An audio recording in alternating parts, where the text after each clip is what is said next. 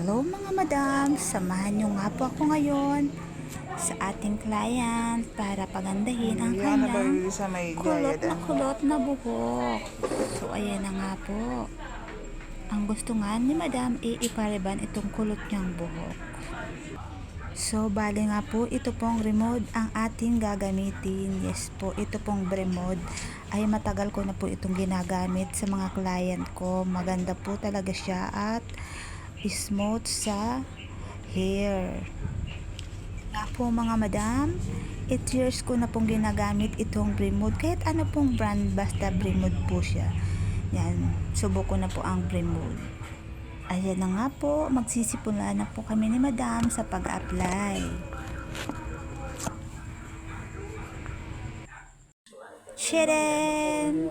So, ayan na po, natapos na po kami ni madam after 5 hours. Yes po, 5 hours.